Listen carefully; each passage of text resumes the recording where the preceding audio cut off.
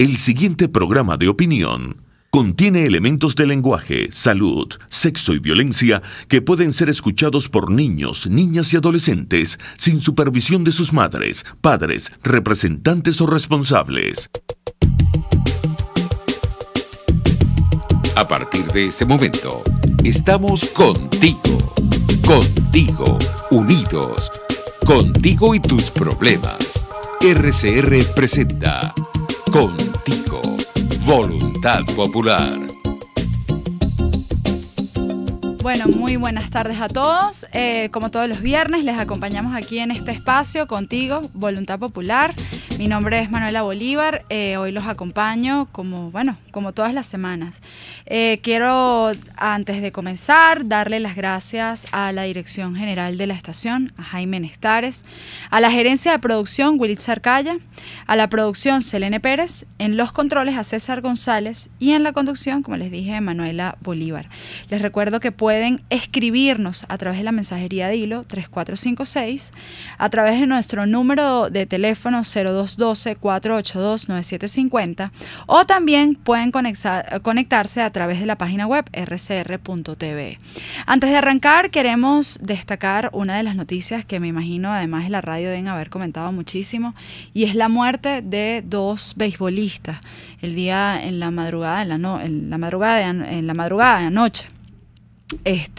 Quienes, a pesar de que algunos medios han reseñado que ha sido un asesinato, fue en efecto un homicidio. Y yo creo que esto quiero rescatarlo porque es realmente dantesco lo que ocurre en las carreteras venezolanas. Estas personas iban trasladándose y fueron colocados obstáculos en la vía, lo cual produjo un accidente. Inclusive hay quienes reportan que fueron robados, a pesar de que estaban malheridos, robaron las pertenencias y murieron en el lugar de los hechos. Esto no es un accidente de tránsito, no es una muerte por accidente de tránsito. Probablemente el régimen lo registre como una muerte en la vía. Pero la verdad es que esto es un asesinato, porque esta es la política de inseguridad que se mantiene hoy, no solo en el estado Miranda, sino en cada uno de los estados venezolanos. ¿Y esto es para qué? Para que las personas tengamos miedo. ¿Y esto es para qué? Para que en el fondo gobierne el desgobierno, gobierne el AMPA, gobierne la delincuencia. ¿Y esto es para qué? Para desarticular a la sociedad. Y esto es una herramienta del totalitarismo. Es por eso que les pido que no se hagan eco al decir que fue un accidente automovilístico, que los beisbolistas murieron producto de un choque o lo que fuera. No, murieron asesinados. O sea, fue un asesinato. Esto es una de las maneras con las cuales quiero encabezar este programa. Adicional a eso, vamos a tener un contacto telefónico con el concejal Alfredo Jimeno, quien hoy está haciendo el acto, digamos, de rendición de entrega de su cargo, porque además no se postuló a las elecciones que digamos han llamado ahorita las elecciones municipales. Y creo que es importante abordar este tema de cara a lo que va a ocurrir el día domingo. Porque aquí hay que recordar algo y entender que no se trata solo de ser coherente, ¿no? Y en ese caso, cuando los partidos de la unidad no decidimos postularnos a las elecciones presidenciales, no era porque no teníamos candidato, porque lo teníamos. La verdad, no nos postulamos a las elecciones presidenciales porque no existían condiciones para que hubiese un voto libre. Aquí hay que recordar lo que ocurrió en las elecciones regionales. En las elecciones regionales, por ejemplo, el candidato Andrés Velázquez del partido de Causa R, quien fue electo gobernador, o sea, elegido gobernador en el estado Bolívar, se le robaron los votos en el proceso. Y se le robaron, ¿por qué? No porque no hubiesen testigos, porque los había. No porque no hubiesen los votantes, los teníamos. No porque no hubiese un trabajo de movilización, porque se tuvo, sino porque el sistema hoy no permite que se pueda escoger. Y en ese sentido hay que también entonces, y de hecho Andrés no fue proclamado, pero también podemos recordar en el caso de las regionales, el caso de Juan Pablo Guanipa, quien fue electo, proclamado, a pesar de todo el sistema, fue proclamado y se le dijo que si no se juramentaba ante la Asamblea Nacional Constituyente, pues no sería reconocido como gobernador. Tal cual no rechazó el hecho de tener que juramentarse ante un órgano ilegítimo y pues en efecto se designó otro proceso electoral o lo que fuera y se colocó una pantomima de gobernador siendo Juan Pablo el gobernador del estado Zulia. Entonces aquí en efecto no estamos hablando de un sistema que permita hoy a los venezolanos escoger. Entonces, no se trata solo de la preservación de un espacio, porque además hay que decir, hoy la preservación de espacios no son suficientes cuando tú tienes, por ejemplo, alcaldías que hoy están asfixiadas por la crisis económica, pero asfixiadas por un gobierno que quita competencias, que le quita presupuesto, que le quita la posibilidad de articulación. Esa es la realidad de hoy de las alcaldías. Pero adicional a eso, hoy las alcaldías se supeditan a la Asamblea Nacional Constituyente, que es un órgano ilegítimo. Entonces aquí o estamos ante el reconocimiento del Estado comunal o estamos en la defensa de un sistema democrático que permita a los venezolanos escoger.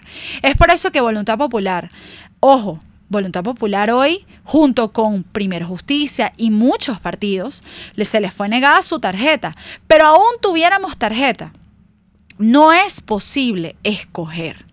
No es posible que la gente tenga la posibilidad de escoger. Ahora, quien me escuche puede sentir y dice, porque esto ha sido un argumento que ha surgido, bueno, ¿y qué hacemos?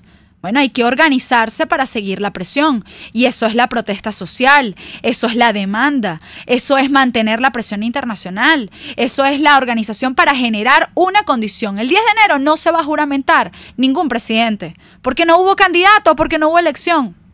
En efecto, en el país tiene que haber una elección y tiene que haber una elección con condiciones competitivas, en donde nos midamos y en donde los venezolanos escojan en qué modelo quieren vivir. Pero esto que ocurrió en la presidencial y esto que ocurre el 10 no es una elección. En ese sentido, no es que uno no quiera a las personas que... Ojo, yo conozco gente muy valiosa que está corriendo, ¿verdad? Y que está postulándose como concejal. Ahora, no se trata de un cargo, se trata de un sistema. Y si nosotros hoy legitimamos a la Asamblea Nacional Constituyente, y si nosotros seguimos legitimando un sistema electoral que debilita hoy, que le permite, le sienta la base de decir, bueno, pero es que aquí hay democracia, porque aquí escogemos, nosotros seguiremos haciéndole el juego al totalitarismo. Es por eso que hoy quiero darle la palabra a Alfredo Gimeno, quien además es un concejal que ha tenido un gran trabajo en el municipio de Chacao, pero además también un dirigente del estado Miranda, y decidió no postularse.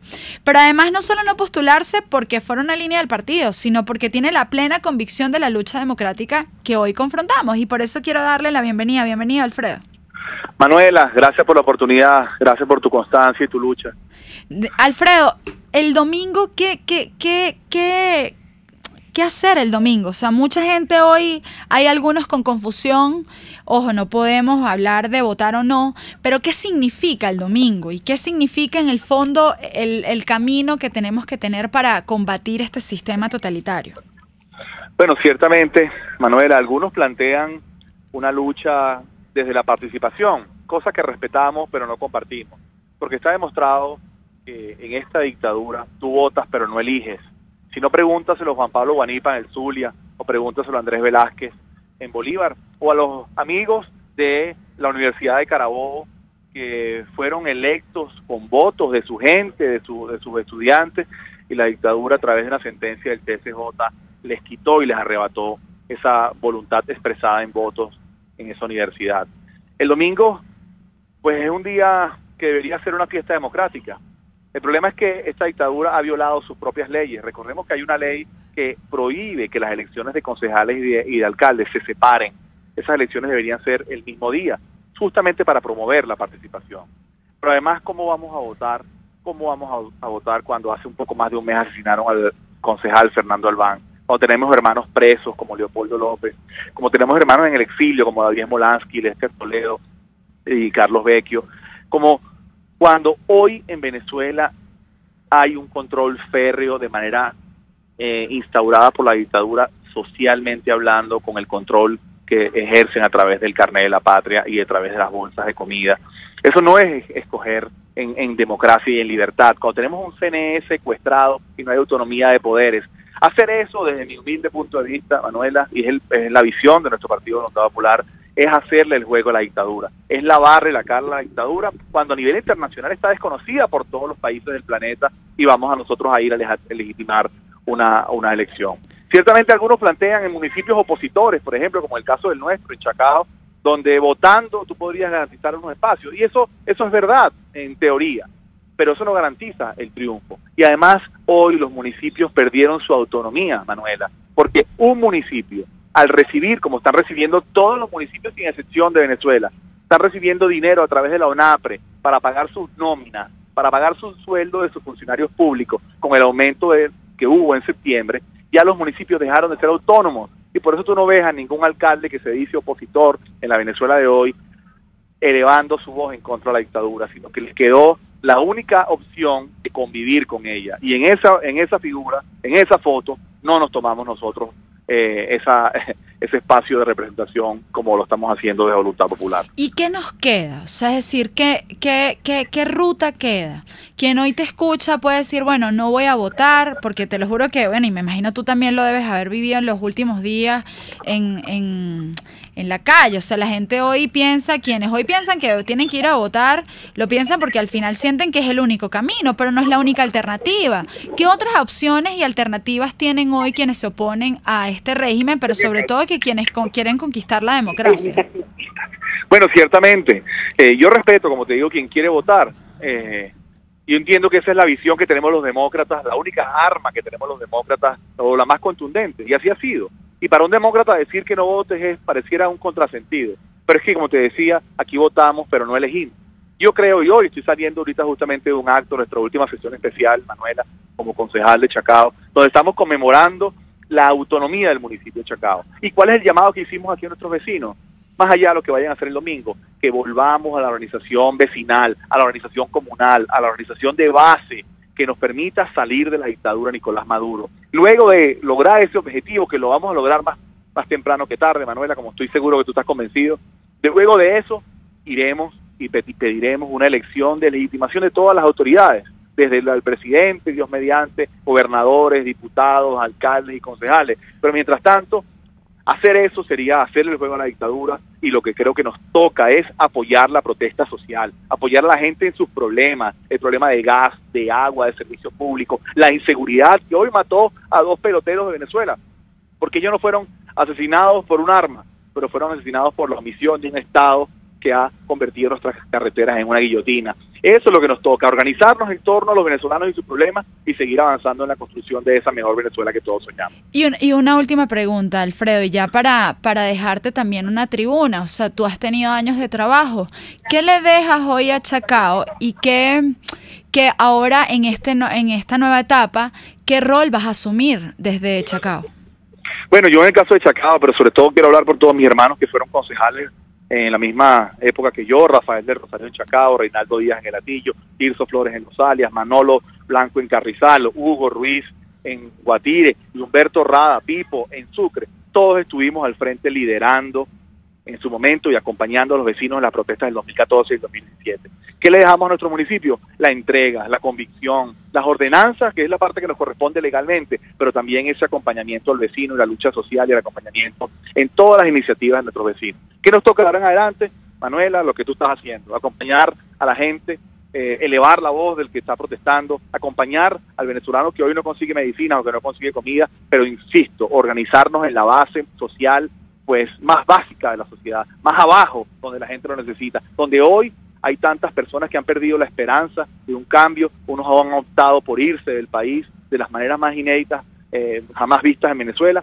Ante eso, lo que nos toca es organizarnos, lo que nos toca es seguir acompañando a los venezolanos y que Dios mediante construyamos ese país que todos soñamos, en la medida que todos sumemos nuestra experiencia, desde el espacio que sea, acompañando a las iniciativas que logren que hoy desde el Frente Amplio Venezuela Libre, desde los partidos políticos, desde los sindicatos y las ONG, logremos el cambio que todos aspiramos. Vale, muchísimas gracias, Alfredo, por tu trabajo, y bueno, y estoy segura que sabremos aún más de cada uno de nuestros concejales luego en esta nueva etapa que nos tocará asumir a todos. Así que bueno. Amén, Manuela, muchas gracias, un abrazo fuerte. Un abrazo. Alfredo Jimeno. Bueno, vamos a un corte y ya regresamos con ustedes. Usted escucha Contigo, solo por RCR 750 AM. Winston Churchill. Un apaciguador es alguien que alimenta a un cocodrilo, esperando que se coma a otro antes que a él. Puedes seguirnos en nuestras redes sociales. En Twitter, @RCR750, la radio que se ve. Este y todos los domingos, Conversaciones con Gustavo Trías. Crónicas, testimonios, anécdotas, cuentos de programas de radio y televisión de otros tiempos, de sitios de diversión en todo el mundo, compositores, políticos, artistas de cine famosos, todos tienen historias, todos los domingos a las 9 de la mañana, historias bien contadas. Sintonícenos a través de rcr.tv, @RCR750, la radio que se ve. Les estamos presentando Contigo, el espacio donde tú y tus dirigentes se escuchan, solo por RCR 750 AM. 1:20 de la tarde. Fíjense, una de las cosas, y hablando de otros temas, una de las cosas que me tocó hoy duramente confrontar, hoy estamos en el sector de la Dolorita en Petare, porque bueno, vamos a abrir prontamente un nuevo proyecto allí, que es un comedor, un centro nodriza, comedor para atención a madres en periodos de lactancia, ¿no? Y hablando con el padre Nacho, que es el padre del sector de ahí de la Dolorita, cuenta que uno de sus ahijados, el cual lo conoció desde que él tenía 6 años, murió por dengue hemorrágico. Murió José Manuel Apure, además monaguillo. Se estaba preparando para ser sacerdote salesiano y murió en la ciudad de Boconó porque contrajo en una de esas misiones que lo enviaron a uno de los sectores en Trujillo para, digamos, oficiar misas y acompañar a la comunidad. Lo picó un mosquito, pero no solo eso, sino que le dio una intensa fiebre que lo refirió al Hospital Central de Boconó. Y allí pues no hubo la atención debida. No hubo la atención debida porque por un lado, y esto lo cuenta el padre Nacho con muchísima emotividad, por un lado simplemente no lo vieron, pasaron días en donde ni le iban a tomar la temperatura, pero luego por otro lado, bueno, él decide irse de allí, se van inclusive hasta Barquisimeto, en Barquisimeto no había plasma y cuando llegan ya al lugar le dan el plasma, pero ya era muy tarde y a las pocas horas José Manuel muere. Esta historia es muy dura porque uno dice, bueno, por un lado, estos son muertos del régimen y así como Neomar, José Manuel también es un muerto del régimen. No es el muerto de la represión, pero sí es el muerto de la omisión. Y la omisión no es casualidad. O sea, es decir, la profundización de la crisis, de la emergencia humanitaria compleja que vivimos, tiene nombre y apellido. Y es Nicolás Maduro, y es un objetivo, y es para controlar la gente. Pero ahora cuando también hablamos del sistema, yo me obligaba a pensar y ojo, no hay que generalizar porque la verdad es que hay gente con muchísima mística y muchísimo compromiso y muchísima tesón dentro del sistema de salud, pero también hay quienes no. Y ojo, y yo creo que aquí también es una evidencia de la pérdida de la esperanza, de la pérdida de la empatía, de lo que coapta el sistema, ¿no? Que deshumaniza. Y esto no solo lo vemos en los cuerpos policiales, sino también lo vemos en distintos órganos. Y yo creo que hay que decir que, por ejemplo, las personas que atendieron a José Manuel en el estado Trujillo, pues también son de estos obedientes del sistema. Yo creo que hoy, más que nunca, la empatía es una clave indispensable para resistir y sobre todo para pelear contra este sistema totalitario. La empatía hoy conlleva no solo ver al otro en su humanidad, sino ver cómo desde nuestros recursos podemos, digamos, brindar alguna alternativa. Y en este caso el padre Nacho lloraba porque además decía, bueno, era como mi hijo, o sea, desde los 6 años lo estaba acompañando, preparando, y además luego decidió ser sacerdote. Y él vivía la pérdida de José Manuel como la de si fuera un hijo propio. Y hay que entender algo, que al final el sistema o quienes conllevan este sistema no son solo eso, no son solo los funcionarios del SEBIN o los de CONATEL que graban este programa o aquellos que siguen y persiguen a la disidencia, sino también es la burocracia que hoy hace que no existan las medidas efectivas, que las vacunas no lleguen a los ambulatorios, que los medicamentos no estén en los dispensarios y en los hospitales, que se los roben, que se pierdan, que se extravíen, que no tengan la humanidad de voltear y ver, digamos, los casos de personas que están allí. Y ojo, y yo creo que esto es el elemento que busca el mismo totalitarismo, de deshumanizarnos. Es también el paciente que llega y no entiende la realidad que tiene el doctor y la enfermera. Es el pasajero que se monta en un autobús y le reclama que cómo es posible que no hayan llegado cuando no nos damos cuenta también que el autobusero no tiene cauchos, no tiene repuesto. Es necesaria la empatía para poder articular. Y esto lo digo con una plena conciencia de que todos los días tenemos que tener esto presente, todos los días, porque lamentablemente este régimen quiere cada día enfrentarnos unos con otros. Y yo creo que no es casualidad que estas cosas pasen, no es casualidad que el sistema busque esto, deshumanizarnos, porque al final haciendo eso lo que logra es no articularnos. Entonces hoy más que nunca necesitamos eso. Quien me escucha, eso es un ejercicio de activismo diario y podemos ser, digamos, usted puede decir, bueno, pero eso es obvio. Bueno, como dicen los jesuitas, hay que ser militantes de lo obvio y hay que ser las obviedades. Y en ese sentido hay que todos los días procurar hacer tejido, porque algo que necesitamos para combatir esto es confianza. Y la confianza, sin lugar a dudas, los partidos tenemos mucho que dar y mucho que decir y mucho que remendar. Y en ese sentido la transparencia no es casual, digamos, el que tengamos, y por eso es un mandato de ley, el que exista la rendición de cuentas, el que exista la transparencia, y ustedes a través de los canales tienen que exigirnos, porque para eso estamos. Ahora, también cada quien desde su nicho tiene que construir confianza, tenemos que tejer, y en ese sentido, por eso, digamos, hago un llamado de activismo a esto, a mantener este hilo.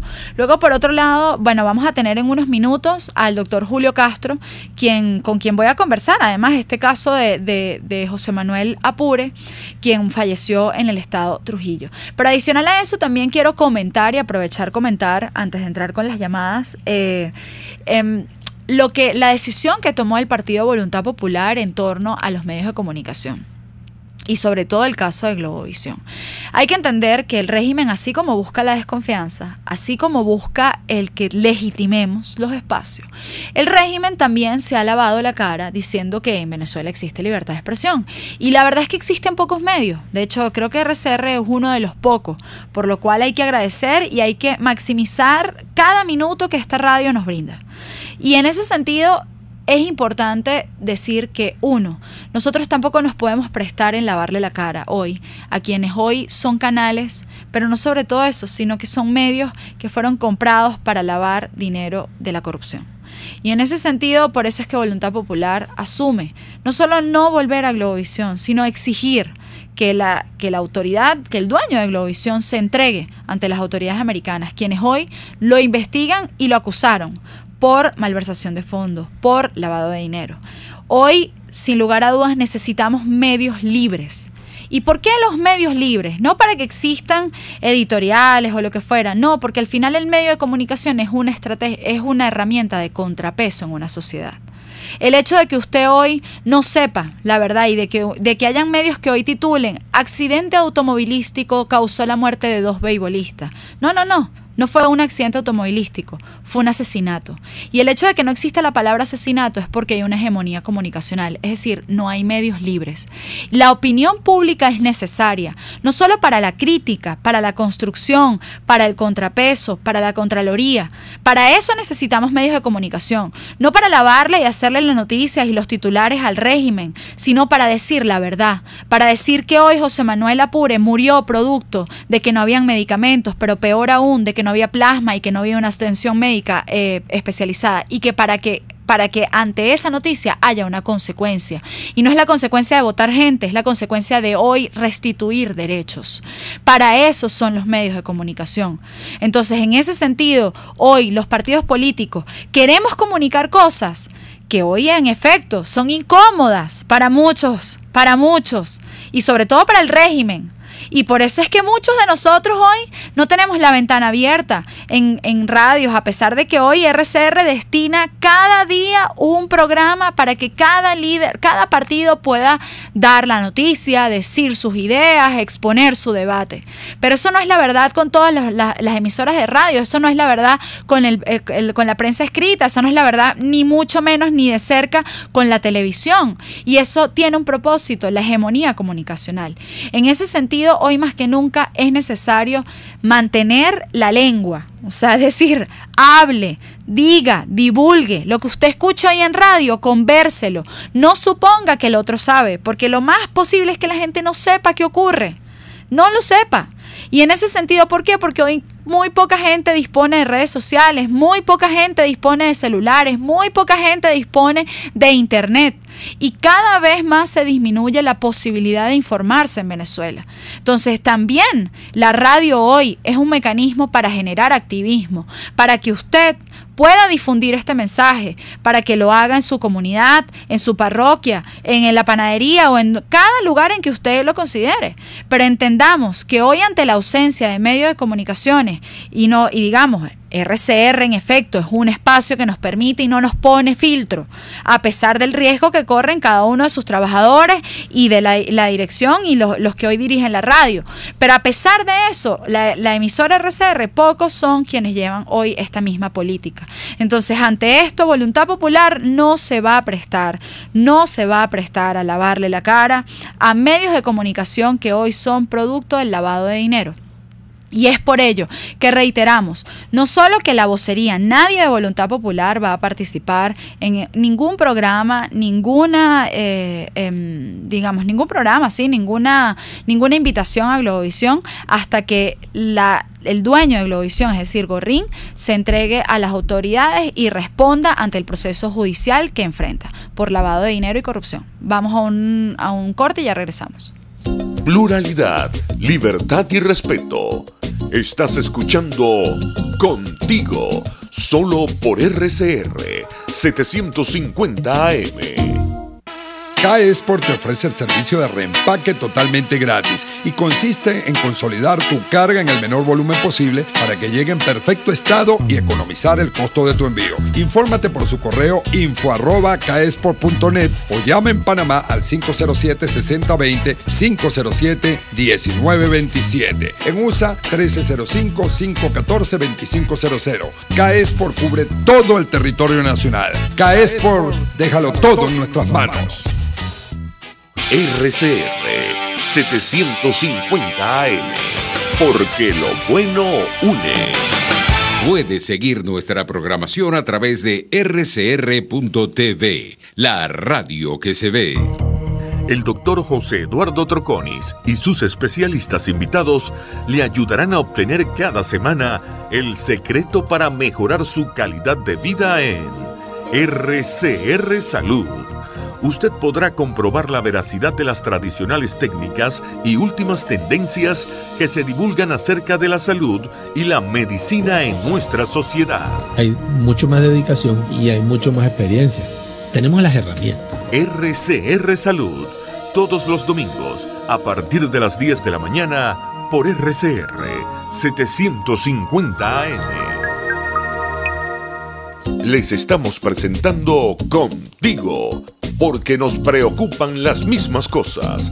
RCR 750 AM. A continuación vamos a tener al doctor Julio Castro. Julio, bienvenido. Un placer, diputada, ¿cómo estás? Bien, bien.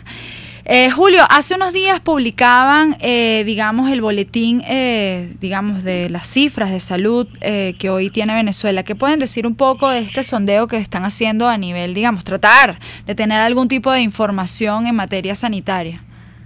Sí, esta es una encuesta que empezamos desde el año 2014. Nuestra idea original era tomarle el pulso a la situación hospitalaria y tratar de medir cuánto profundo era la crisis. Desde allí empezamos a medir 34 parámetros de los hospitales que van desde medicamentos, personal, seguridad, etcétera, y lo hemos repetido más o menos las mismas preguntas entonces. En general, ninguno de los parámetros que están bien está mejor. Todos han empeorado, unos han empeorado más.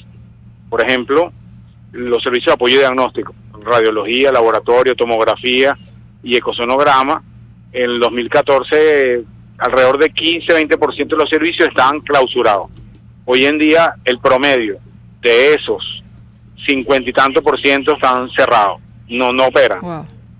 Resonancia magnética, que es un caso especial, 95% de los hospitales del país está cerrado.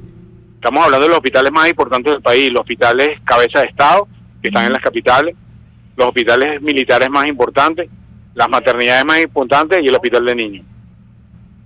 Y otra pregunta, Julio, en el caso, por ejemplo, estábamos hablando, hoy esta mañana me encontré un caso de una muerte de un chamo por dengue hemorrágico. Es decir, estamos hablando de las estructuras centrales, pero también para la atención de este tipo de cosas no hay ningún tipo de insumos ni recursos, no solo en hospitales, sino en ambulatorios, o sea, no existe. ¿Y qué hace la gente? ¿Qué está haciendo la gente? Sí, una de las cosas que hemos medido es la cantidad de medicamentos que hay, o más bien el tipo de medicamentos específicos. Por ejemplo, eso es muy difícil medir en un hospital, pero en emergencia, que es el área por donde entra la mayoría de los pacientes, tenemos una lista de 20 insumos que son insumos básicos. Es una lista que va a atropina, adrenalina, antibióticos, medicamentos para el asma, medicamentos antihipersivos, insulina y así. De esos 20 medicamentos que medimos a nivel nacional, el promedio de desabastecimiento está en 55%. Wow. Eso significa que lo más probable es que usted llegue a la emergencia y si tiene las primeras causas de consulta, que son enfermedades respiratorias, enfermedades cardíacas, traumatismo o problemas pulmonares, no haya en el hospital lo que usted necesita. Eso es en términos generales. Hay hospitales peores y hospitales menos malos, pero ninguno está bien. En los ambulatorios no tenemos todavía una sensación directa porque son 16.000 ambulatorios a nivel nacional y eso requiere un músculo logístico muy importante. Hasta ahora estamos midiendo solamente los hospitales, pero creo que es un reflejo de lo que pasa en el país. Estos son los hospitales que están mejor dotados, entre comillas. Si tú vas a hospitales de mediano calibre, de ciudades pequeñas, estoy hablando de ciudades como Caudares, por ejemplo, hospitales como Río Chico, Higuerote, algunas ciudades medianas, probablemente la situación sea peor. Eso no lo habíamos medido en la encuesta en años anteriores, pero ahorita va a poder ser más discriminativos con el tema de los medicamentos. Estamos midiendo en estos 40 hospitales, que son los 40 más importantes del país. Una pregunta, ¿qué ha pasado y esto ha mejorado, ha empeorado y qué perspectiva tienen ustedes para el año 2019? Como te dije antes, todo ha empeorado. No hay un solo parámetro que haya mejorado. Unos han ido al deterioro más rápido. Yo diría que el deterioro en los servicios de apoyo diagnóstico probablemente es el peor panorama de todos. Pero algunos nos empiezan a preocupar. Por ejemplo, robo en los hospitales, violencia en los hospitales y el tema de infraestructura.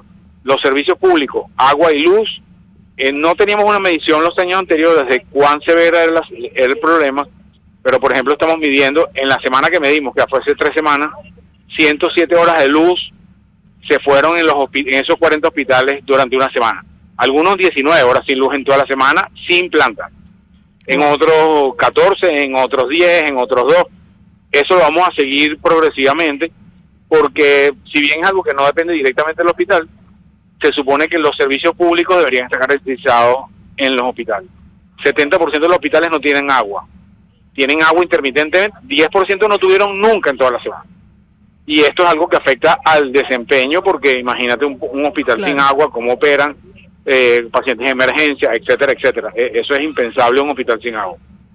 ¿Cuántas, digamos, salas quirúrgicas para operaciones hay habilitadas hoy, digamos, en un porcentaje? ¿Tienen alguna estimación de eso? Sí, es un parámetro que siempre hemos medido. 48% de las salas quirúrgicas están inoperativas. Wow. Por ejemplo, un hospital, como deciste, el Hospital Vargas, tiene 12 salas quirúrgicas, por ejemplo, y solamente funcionan 6. Entonces, la capacidad real de resolver problemas quirúrgicos está reducida a nivel nacional a 50%. Eso funciona fundamentalmente para las electivas, o sea, las cirugías que no son emergencias. Yo creo que las emergencias, si el paciente trae lo que necesita, terminan haciéndose, quizás un poco más tarde de lo que debería, pero las cirugías electivas están prácticamente detenidas en el PEDI. Ahora, para finalizar, Julio, ¿cómo, digamos, qué implicaciones tiene, digamos, es decir, uno te escucha y dice, es muy probable que alguien muera en Venezuela si está enfermo? O sea, si tú tienes esta realidad, es muy probable que alguien muera. ¿Qué alternativas hoy tienen los venezolanos y sobre todo qué respuesta han encontrado digamos, en el régimen de cara a este tipo de denuncias? Nuestra expectativa es que se abra el canal humanitario, porque no pareciera que, dada la situación y la poca permeabilidad que tiene el gobierno para surtir los hospitales, eso sea un fenómeno real. Sabemos, porque nos han contactado, que organizaciones dentro de la parte de derechos humanos y de Naciones Unidas están ayudando a algunos hospitales con algunas pocas cosas, muy puntuales, pero sí están ayudando algo, eso no resuelve el problema. Necesitamos una macroayuda que tiene que ver con medicamentos, las partes de apoyo para los elementos diagnósticos, y en relación al impacto, esto sin duda causa muerte. No hay ninguna duda que si tú llegas a un hospital con un trauma de tórax y necesitas un tubo de tórax para sobrevivirte y no lo hay, te mueres. Eso no debería pasar. Y no se está igual pasa con un infartado o una neumonía. Y estos casos no se están contabilizando como, o sea, no se están registrando sistemáticamente, porque esto es una política de exterminio. O sea, no hacer nada no es una política de exterminio. O sea, no hay una manera de sistematizar estos casos que mueren por estas razones.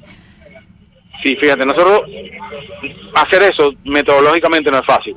Porque, por ejemplo, un paciente con un cáncer que tiene 2 años de sobrevida y entra en una complicación porque le da una neumonía y no hay el antibiótico y fallece. ¿Se murió porque tenía un cáncer de pulmón o se murió porque tiene una neumonía?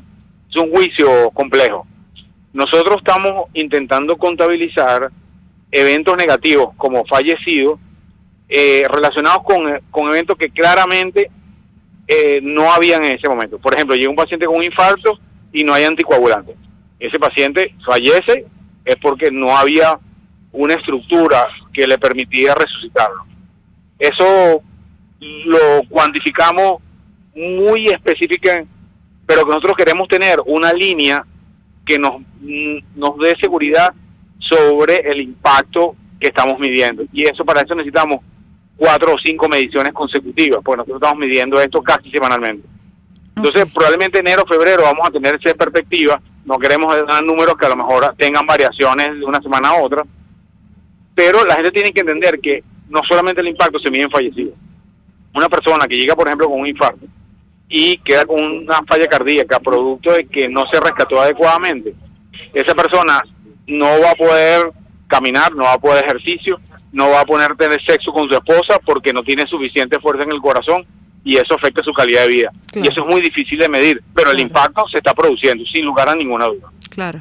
Bueno, muchísimas gracias por el trabajo que hacen y estaremos pendientes de los próximos resultados que tengan en la encuesta nacional. Seguro, Manuela, gracias a todos. Muchas gracias. Julio Castro, doctor y además miembro de la red de médicos. Y bueno, y además hay que destacar que las organizaciones hoy no gubernamentales son las que están permitiendo que existan en Venezuela información, no solo en materia epidemiológica, no solo en materia, digamos, del estado de los servicios, sino, bueno, cualquier tipo de información, porque la opacidad también es una política del régimen. Pero bueno, vamos a un corte y ya regresamos con ustedes. Usted escucha Contigo, solo por RCR 750 AM. Les habla Rafael del Rosario, concejal de Chacao. La ineficiencia de Corpoelec nos tiene sometidos a todos los venezolanos a las incomodidades creadas por la mala calidad del servicio eléctrico, hospitales sin luz, escuelas a oscuras y en nuestras casas se dañan los electrodomésticos. ¿Quién responde por eso? ¿Qué esperas? Haz valer tus derechos. Los temas de actualidad más relevantes son expuestos a la luz de La Linterna. Diego Bautista Urbanica le invita a formar parte de este ameno espacio de charla y análisis con una buena taza de café y al son de buena música. La Linterna, de lunes a viernes, a partir de las 2 de la tarde, por RCR 750 AM. Sintonícenos a través de Periscope, @RCR750, la radio que se ve. RCR 750 AM. Porque lo bueno une. Les estamos presentando Contigo, el espacio donde tú y tus dirigentes se escuchan, solo por RCR 750 AM. Bueno, les quiero recordar a todos que pueden hacer llamadas y contactarnos a través del 0212-482-9750, también escribirnos a través de la mensajería de hilo 3456, escribirnos a través de Twitter y Periscope @RCR750 y a través de nuestra página web rcr.tv. Selene, ¿tenemos alguna llamada? Nos dice su nombre y dónde nos llama. Wow. ¿Aló? Sí, buenas tardes. ¿Aló? ¿Aló? Ajá, ahora sí te escuchamos perfectamente. ¿Nos dice su nombre y dónde nos llama? De Caricuao, José Blanco. Hola, José, ¿cómo estás? Mira, no sé si de repente estoy fuera de orden, pero es para hacer una denuncia. No, pero por supuesto. Pues mira, le pregunto y quiero un comentario de su parte. ¿Hasta cuándo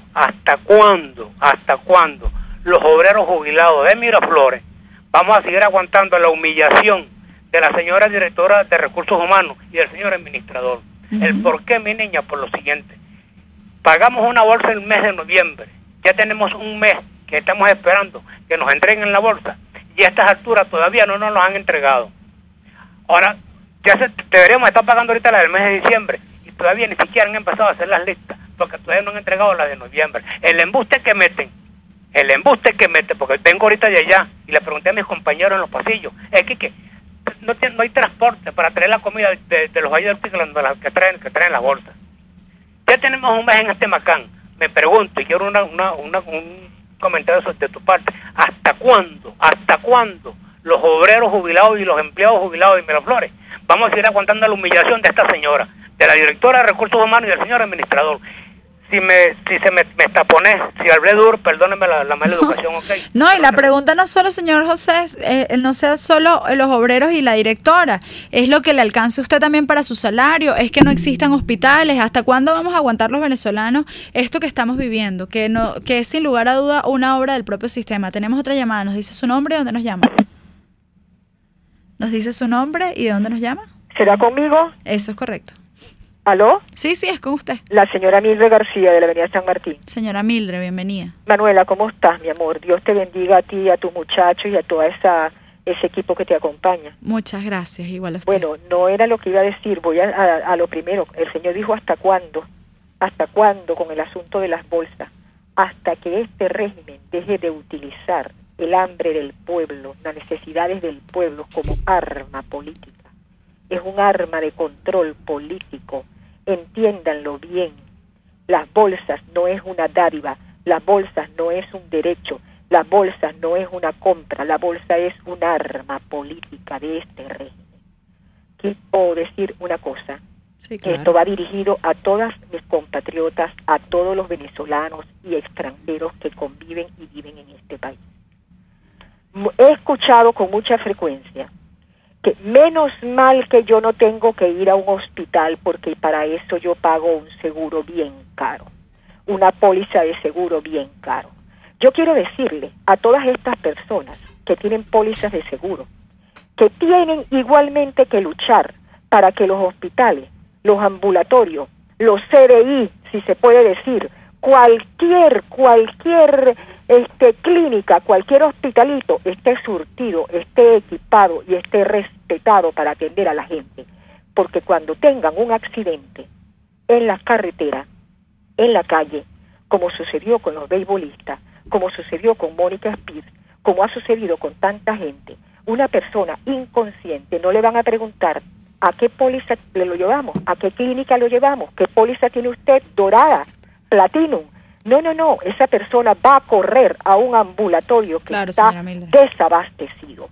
Entonces va dirigido a ellos a que dejen la hechonería y la bravuconería de decir que ellos tienen pólizas platinum, pólizas doradas y que ellos no necesitan de los hospitales. Hasta luego y gracias. Muchísimas gracias, señora Mildred. ¿Tenemos alguna otra llamada? ¿Tenemos otra llamada? ¿Nos dice su nombre y dónde nos llama? ¿Conmigo? Sí, eso es correcto. Diputada, le habla la señora Josefina Hernández de Las Acacias. Yo llamo la felicito por su programa, un saludo para todo Radio Caracas y necesito un servicio público. Yo le voy a decir los medicamentos que necesito y el número de teléfono para ver si me hacen el favor y me lo radian. Por supuesto, dígalo al aire. Licenciada, yo tengo varios medicamentos, pero la pensión ya no me alcanza para comprar. Soy una persona de 86 años, estoy recién operada el ojo derecho, me falta el izquierdo. Voy a decir los medicamentos que necesito. Uno que me done, lo agradezco bastante. Eutirox de 100 o 200 miligramos. Eutirox de 100. Los sartán potásico de 50 o de 100. Anlodipina de 5 o de 10. Puede ser Trabatán, algo para el glaucoma, cualquier cosita así. Se lo agradezco en el alma. Una medicina que me den la agradezco bastante, porque el Eutirox me cuesta bastante conseguirlo. Bueno, es importante eso. Nos dice, por favor, ¿dónde la vamos a contactar? ¿Dónde la contacta si alguien tiene este medicamento? Mi teléfono es 633-7049. 633-7049. 0212, Josefina Hernández. Ok, señora. Yo le agradezco. Vale, con muchísimo gusto. ¿Tenemos alguna otra llamada? Nos dice su nombre y dónde nos llama.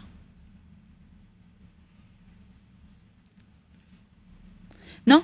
Bueno, ya estamos ahorita en el cierre y yo sí quiero aprovechar y comparto la opinión de Mildred. Es entender que no... Primero, yo entiendo que hoy el CLAP resuelva y yo, la verdad... En efecto, o sea, creo que hoy Venezuela vive una hambruna y uno puede decir, bueno, una bolsita de caraotas me resuelve y muchas familias solo dependen de eso. Pero no existe, no debería existir. Primero, no deberían existir CLAPs, no debería existir comedores populares, no debería existir porque la gente debería poder comprar su comida con lo que produce producto de su trabajo. Eso no debería existir. Y luego por lo otro, o sea, hoy existen esos mecanismos y la gente, y entendamos algo, este sistema pone al país en una emergencia humanitaria compleja para poder controlarnos, para poder dominarnos, para humillarnos, para eso nos tienen. Señor José, esa directora no es solo la política de la directora, es la política de todas las instituciones del régimen hoy. Hoy es eliminarle no solo los derechos a los trabajadores, es eliminarle el poder adquisitivo a cada trabajador, es hacer que hoy no sean obreros, no sean trabajadores, no sean profesionales, sean entes dominados. Y en ese sentido, por eso es que hoy la rebelión es un derecho y es una necesidad, en el sentido de que hoy más que nunca los venezolanos tenemos no solo que oponernos a este sistema, tenemos que resistir a este sistema, tenemos que organizarnos para salir de este sistema. Juntos, en efecto, porque no solo una persona puede, nos necesitamos todos, juntos, en ese activismo día a día, en ese compromiso día a día, vamos a conquistar lo que todos queremos. Entonces, hasta hoy, por hoy los acompaño, no hasta hoy, los acompaño ya la semana que viene nuevamente, pero por hoy se termina este programa. Un gusto estar con ustedes. Gracias a Selene, gracias a César por el apoyo de este día y bueno, me despido, aprovecho y me despido. Un gran abrazo. RCR presentó Contigo, donde la pluralidad de pensamiento confluye, solo por RCR 750 AM. RCR